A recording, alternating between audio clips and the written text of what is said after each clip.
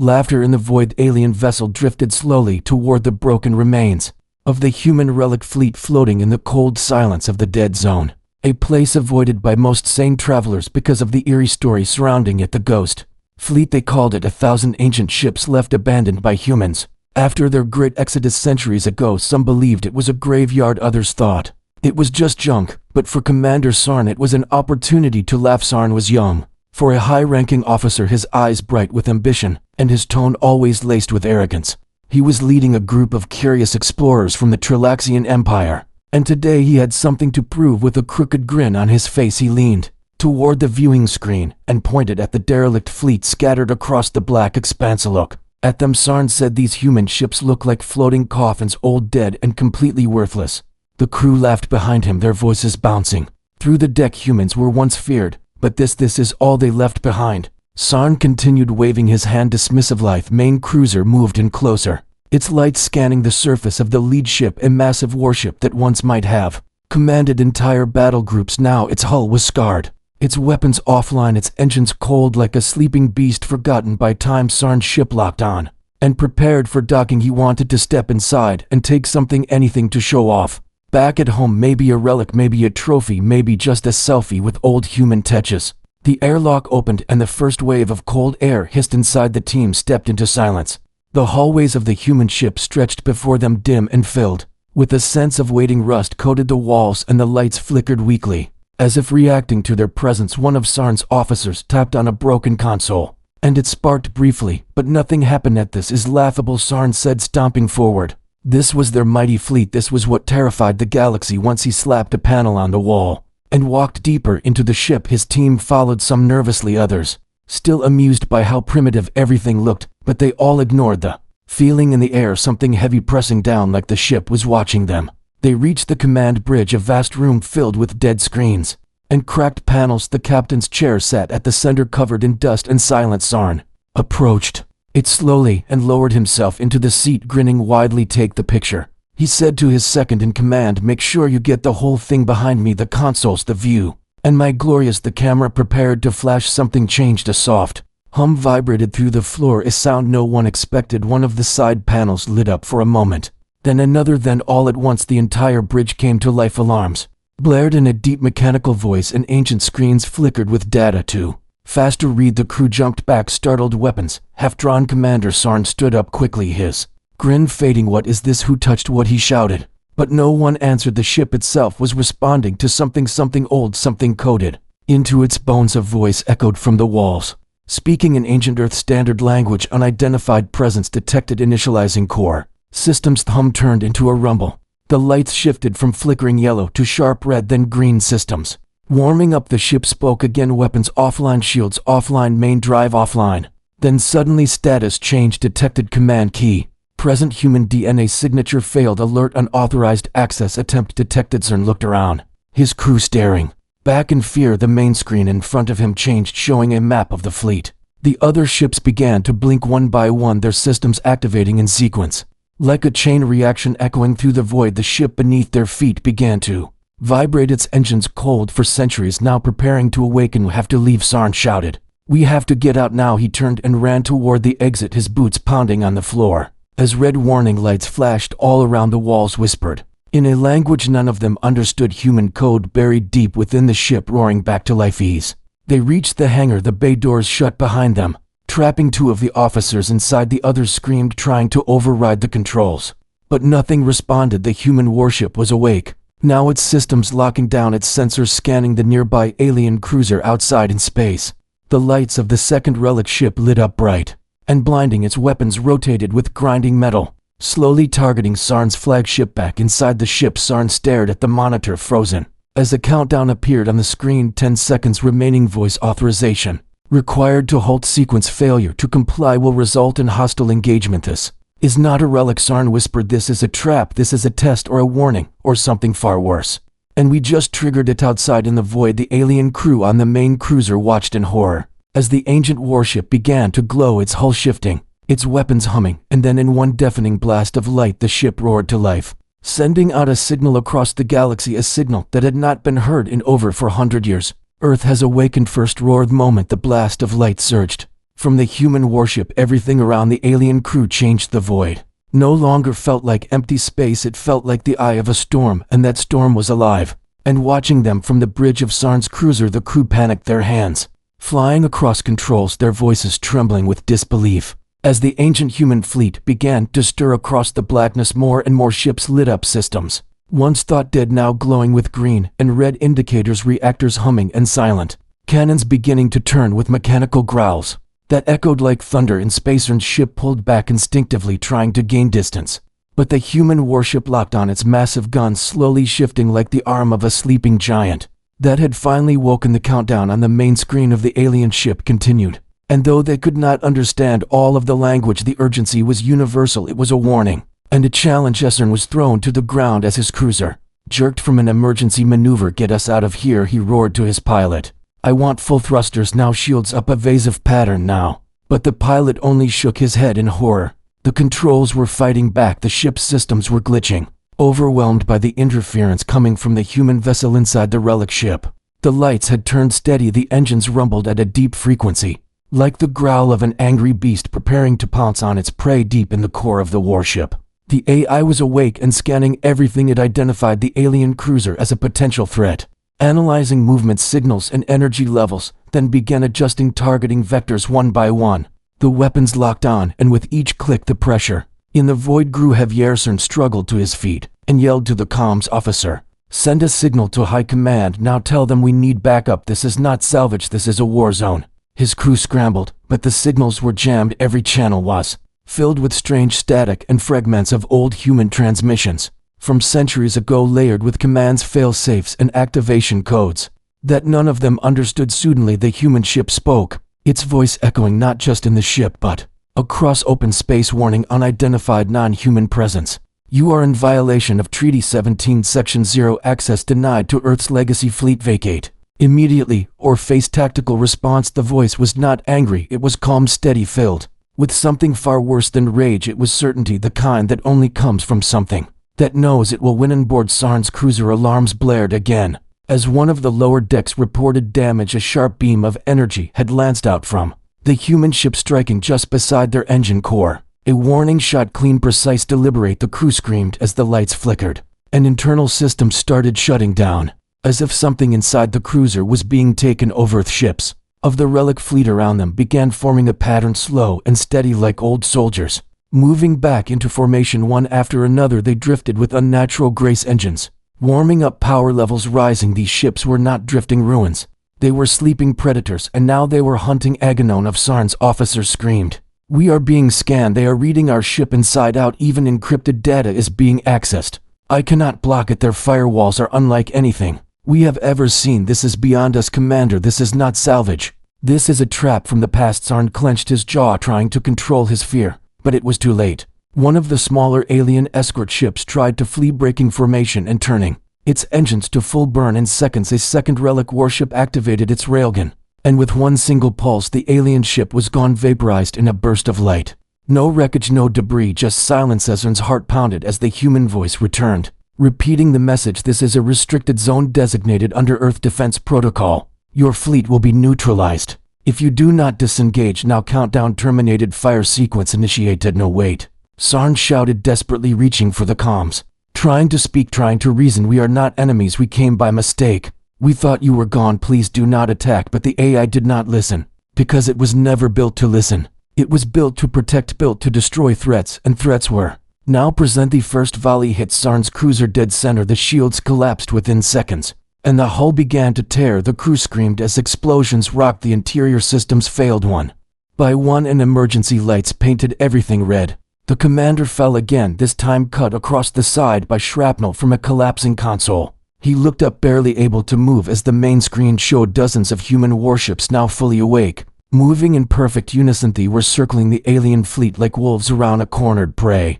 each one older than anything modern, yet more powerful, faster, deadlier. Their formation was unlike any known battle tactic. It was graceful, brutal, precise, an art of war long forgotten. Then a new sound entered the void, a low mechanical choir singing something that chilled every soul who heard it. It was the activation chant of the Earthborn fleets, the funeral march of those who had once died defending humanity, and had now returned to do it again. More alien ships tried to retreat, but the humans had surrounded them completely. Every route of escape blocked, every weakness exposed. Sarn coughed blood on the floor, feeling the deck beneath him shake. The warship he mocked now stood over him like a giant ready to crush. And for the first time in his life, Commander Sarn knew fear, not just of death, but of something older, something eternal. Whispered softly to no one, "We should not have come."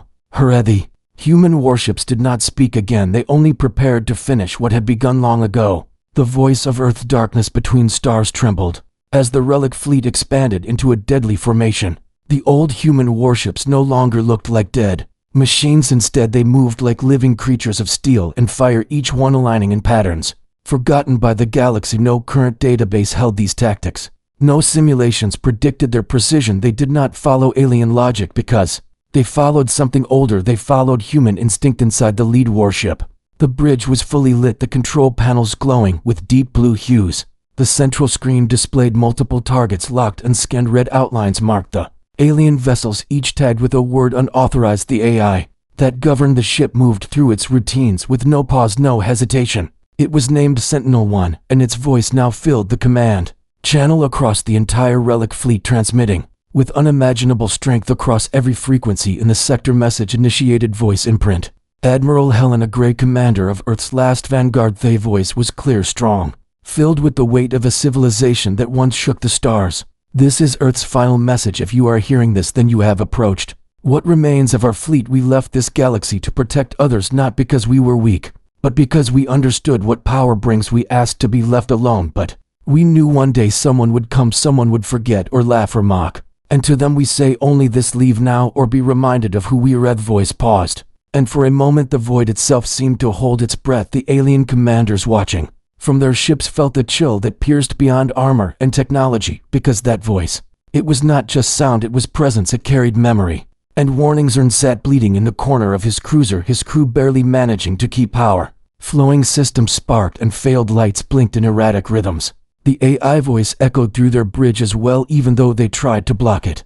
Every speaker played the words, every monitor displayed the same image. Admiral Gray, her eyes staring like she was alive, her face marked by years of war and the fire of human will. "We did not build our fleet to intimidate, we built it to protect Earth and all those who needed our help. We fought for peace, but we never forgot how to fight. And if you think our silence meant surrender, you are mistaken. If you believe these ships were forgotten, you have already lost." Relic ships shifted again, faster now, their engines burning with pale blue fire, their cannons locking onto more alien vessels. Not just Sarns, but those further out fleets from other worlds, drawn in by curiosity or greed or fear, and now trapped within the ring of death humans called the Crucible. Data feeds across the galaxy lit up as civilizations intercepted the signal. Some tried to jam it, some tried to decode it, but none could stop it.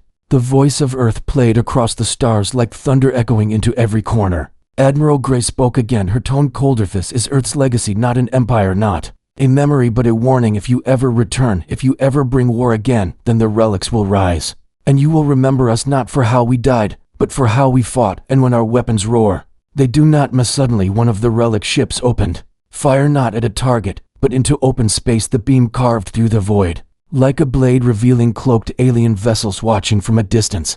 They were scouts from the Zeltari Dominion, a species known for stealing tech and selling secrets within seconds. 3 of their ships vanished, disintegrated by a silent pulse from a ship that had not even moved its guns. The galaxy understood then that these relics were not dead. They were evolving. Zern's comms officer screamed, "We are receiving more data, terabytes of encrypted human code. We cannot filter it. It is infecting our systems. Not like a virus, but like commands meant to override everything we have." One of the relic ships is speaking directly to our Korath. Commander knew what that meant. He knew their ship would be next soon. It would be frozen, blind, defenseless, and then erased from existence by a weapon built long before his species even touched the stars. He tried to stand to order retreat again, but the floor shifted beneath him and the lights turned black outside in the silent ballet of war. The human fleet now moved with impossible unity, 30 ships acting as one, not driven by separate AI, but by a single network, a hive of memory, experience, and calculated vengeance.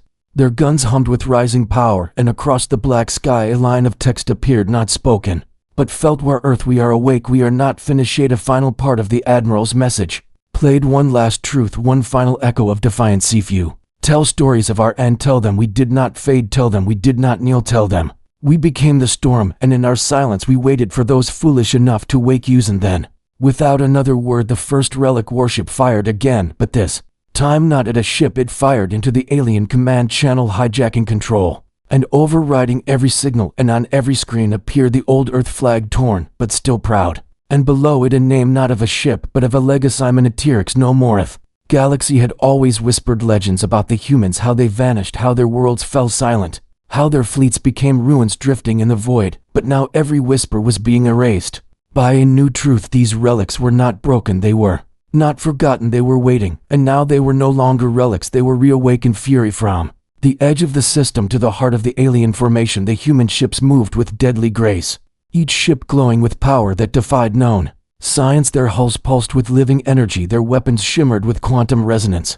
As if powered by something beyond matter itself, the alien fleet tried to reorganize, but their formations shattered under pressure, their command lines broken by human interference, systems failing as ancient Earth code spread like wildfire across their networks. Commander Sarn lay strapped to a damaged chair, his vision blurred, his mind flooded with pain and disbelief. Around him, crew members screamed or collapsed, consoles exploded with sparks. The bridge was chaos, and yet through it all, the voice of the human fleet remained calm, steady, endless. Target acquisition complete, engagement protocol activated, Earth defense directive in progress, and then the storm began. First wave came like a tidal surge. 3 human ships opened fire simultaneously, their beams curved with impossible physics, bending through space and hitting targets behind cover. No one had ever seen weapons like these. They ignored shields, they bypassed armor, they did not burn, they erased. One alien destroyer vanished with no explosion, only silence as it disintegrated molecule by molecule.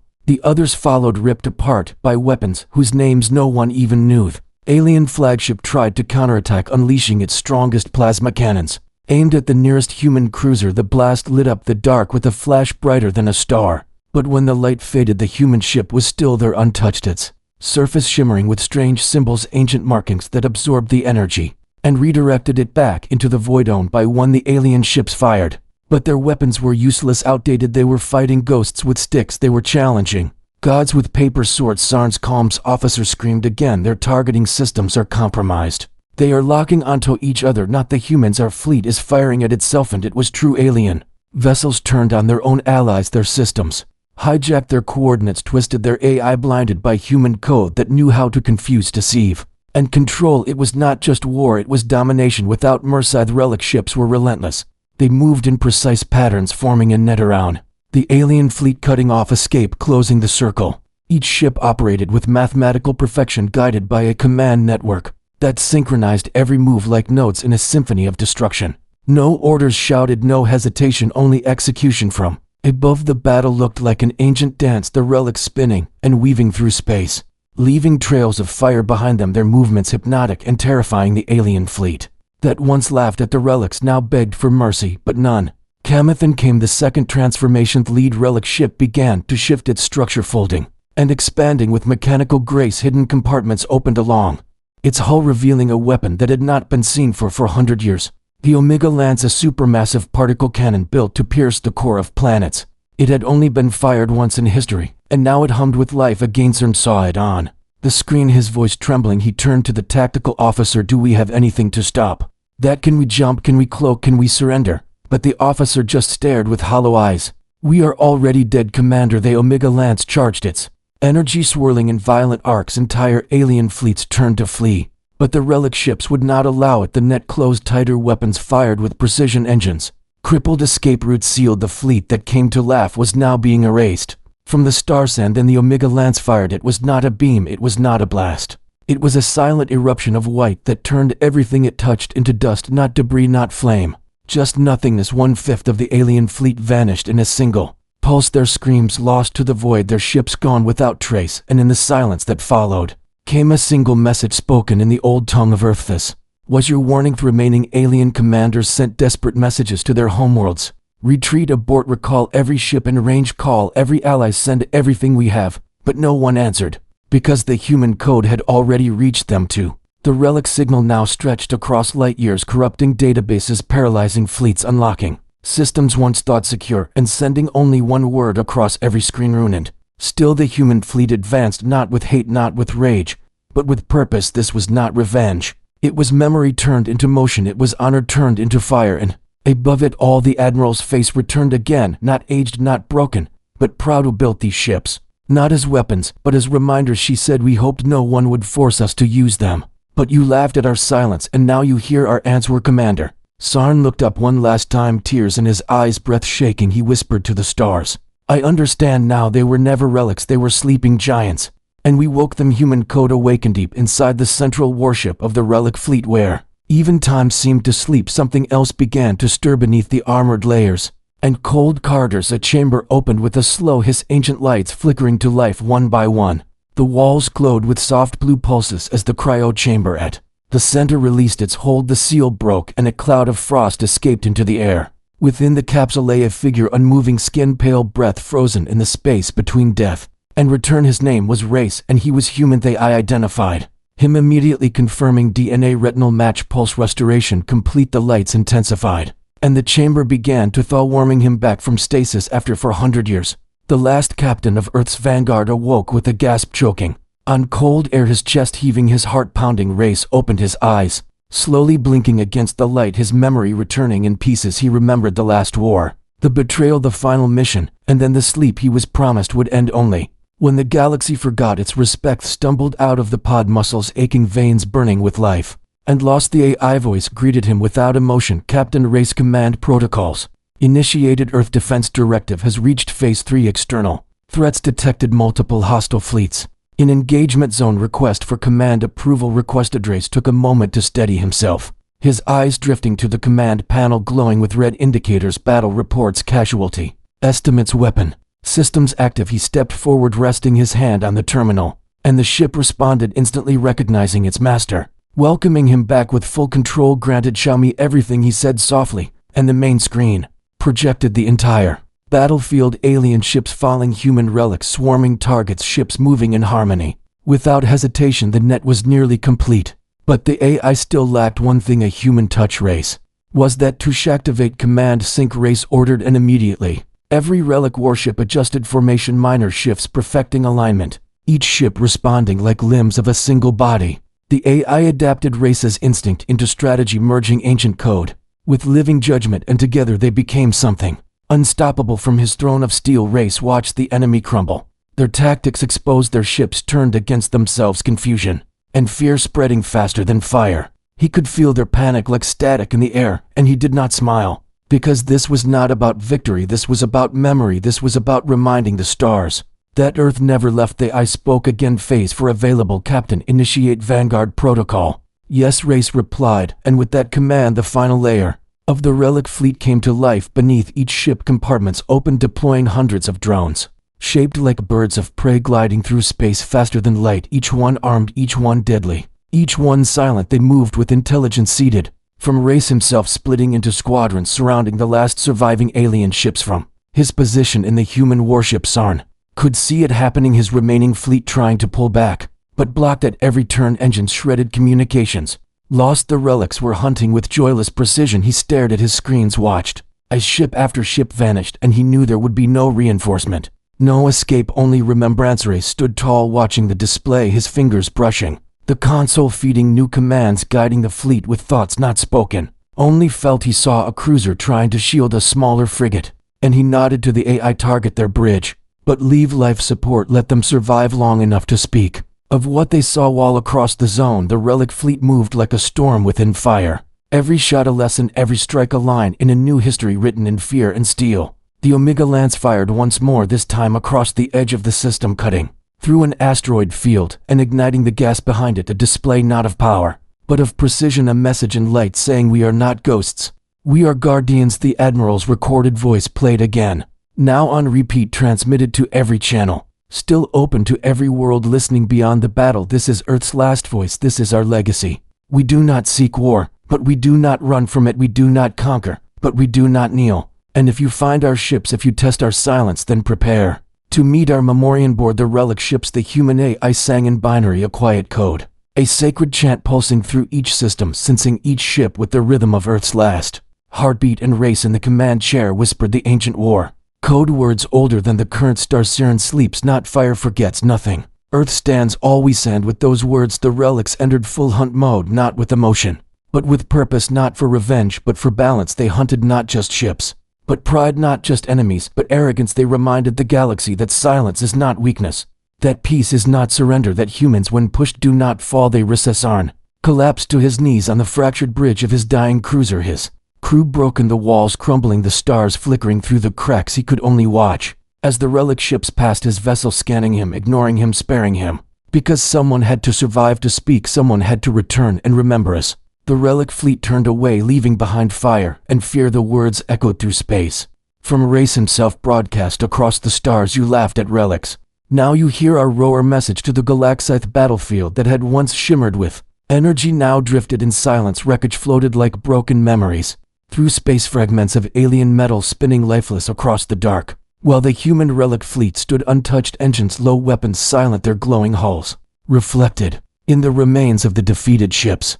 Like ghosts made of vengeance, Captain Ray stood at the center of his warship, his eyes locked on the final display screens, showing the collapse of the alien formation. The signal feeds from the Trilaxian Empire had gone dark, their command centers offline, their fleets shattered. What was left were scattered ships, crippled, drifting, running, and even now the relics watched every move, without speaking, waiting for any final act of defiance that might require another response. At the AI's voice filled the chamber again. Command race, all objectives secured, hostile forces neutralized, awaiting final orders. Would you like to execute planetary phase deployment? Or stared at the screen showing the alien core world glowing softly in the distance, a place filled with billions of lives, and yet no threat now. No fight left in them. He felt no anger, no need to destroy. Because this had never been about domination, it was always about the message. The galaxy had to hear the message humans once whispered, but no one believed. Send them the final transmission, Ray said firmly. Open every channel, every frequency. I want the entire galaxy to hear it, and never forget. The AI obeyed instantly, and a pulse of blue light shot out from the command ship, racing across every known comm system, bouncing off satellites, echoing through hyperspace, carrying the final message of Earth. Not in screams, not in threats, but in unshakable clarity. This is Earth. You mocked our silence, you questioned our strength, you forgot who we were. And now you have remembered. You asked for peace, and you gave us mockery. We offered silence, and you responded with arrogance. Now you know silence was not weakness, it was mercy. Relics were not abandoned, they were guardians. Our silence was not fear, it was choice. And today that choice has changed. Ghetto, not approach again, do not challenge again, do not laugh again, because we are not a memory, we are not relics, we are not GNU, our Earth. And we are awake. The message rang through every starport, every station, every ship in the quadrant. And beyond, diplomats froze, soldiers dropped their weapons, entire councils paused in mid-speech as the voice of humanity reached them, carrying no hate, only truth. And it cut deeper than any Bladian planets light years away. Children watched the broadcast on ancient terminals, seeing for the first time the power of a race they thought extinct. Merchants shut down their engines, fleets recalled their scout spies, erased old files. Everything changed in moments, because no one wanted to be next. Leaders of the remaining alien powers gathered in secret, hidden in distant systems, their faces pale, their voices cracked. Some demanded war, others demanded surrender, but most just sat in silence, finally understanding what had been buried for too long. That Earth had not been defeated, it had chosen stillness. That the relics were not trash, they were traps, and now they had sprung back aboard the relic fleet. Captain Ray sat alone in his command chair, the glow of the bridge around him fading from red to blue. The battle was over, the galaxy had heard, and the relics had nothing left to prove. Begin withdrawal protocol. He ordered, send the ships into phase drift sequence, set coordinates to the outer veil. The AI acknowledged the command, and the ships responded as one, their formations adjusting, their engines glowing faintly as they prepared for jump. They would vanish, as they had once before, silent, drifting, watching, waiting. But now the galaxy would not forget the Moss.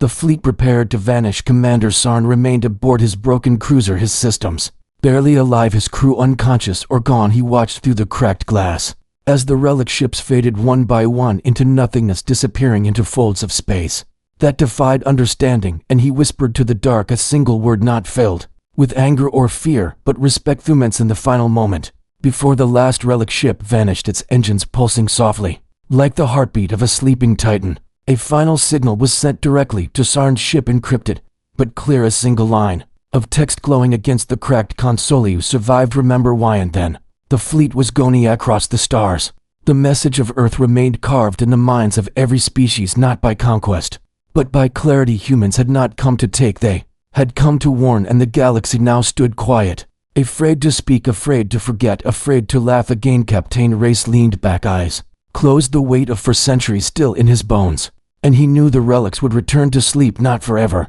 but long enough until the next time someone needed to remember who humans truly were. Light years away on a distant green planet beneath a pale sun, a young alien named Vero sat among elders, his small eyes wide with wonder as the elders replayed the transmission again, the face of Admiral Gray, the voice of Captain Race, the roar of relic warships that had rewritten the stars. Each word carried the weight of truth, each moment carved into memory. No one spoke during the message, even the children listened breathless, because this was not just history, this was survival. Varo raised his hand. When the screen went dark, his voice small but clear. Why did they leave? Why did they sleep? And why did they not destroy everything if they were so strong? An elder looked down with heavy eyes, folding his many arms across his chest. Because, child, he said, they are not what we believe. They do not fight because they love war, they fight because they must. They do not speak because they have nothing to say. They wait because they hope the galaxy will not force them to act. But we laughed, and we mocked, and we crossed the line, and they showed us what silence truly means. In the ruins of the Trilaxian homeworld, recovery had begun. Cities burned and broken, healing slowly beneath skies once filled with pride, now painted with fear. Survivors whispered stories not of their defeat, but of the day Earth returned, tales of warships without pilots, formations without commanders, weapons that moved with thought, and ships that spoke with the voice of the dead and the will of the living. Zern stood alone on a small cliff overlooking the rebuilding effort, his body wrapped in bandages, his arm half replaced by machines, and yet it was not pain that haunted him. It was memory, not of battle, but of silence, the kind that comes before thunder, the kind that warns before it strikes. He remembered the message etched into his ship. You survived, remember why? And he did remember. Every day he spoke to councils, he warned his people, he taught the children not to hate, not to provoke, but to respect what they once forgot, to fear. And through his broken voice a new generation learned not to test silence, not to mock the old, not to see stillness as weakness. And in this quiet effort, Earth's message lived on in the edge of the galaxy. In a region of dark matter storms, a small research vessel discovered something strange. A massive empty structure drifting with no signal, no heat, no movement. They approached carefully, scanning its hull, finding it human, finding it ancient, finding it watching. Though it never moved inside, they found rooms filled with stasis pods, all empty, but one, a chamber glowing with blue light, and a console that lit up when they stepped close. The message played again, but this time a different voice, a softer one, a voice that belonged not to a soldier, but to a mother. This is not a threat, this is not a warning, this is a reminder. Earth was home to many voices. Not just warriors, not just leaders, but teachers, builders, artists, healers. We left not to conquer, but to give space for peace. We returned only when that peace was mocked. Never forget. We were more than relics, we were human. And then the ship powered down again, silent as ever, drifting once more among the stars. Its presence now recorded, its message carried forward by the scientists who vowed never to hide the truth, never to let the next generation forget. Across the known systems, alliances changed. Borders redrawn, militaries restructured, not with bigger weapons, but with wiser minds. No one dared whisper Earth as a joke, not anymore, because Earth had become a symbol not of terror, but of responsibility, a reminder that power does not need to shout, and that the strongest voice can be the quietest. When backed by action, Captain Race sat in the center of a quiet chamber alone. Once more the relic fleet now hidden, once more scattered to corners of space no map could mark. He looked into a screen showing peaceful systems, stable economies, growing civilizations, and for a moment he felt something rare, not pride, not grief, not satisfaction, but hope.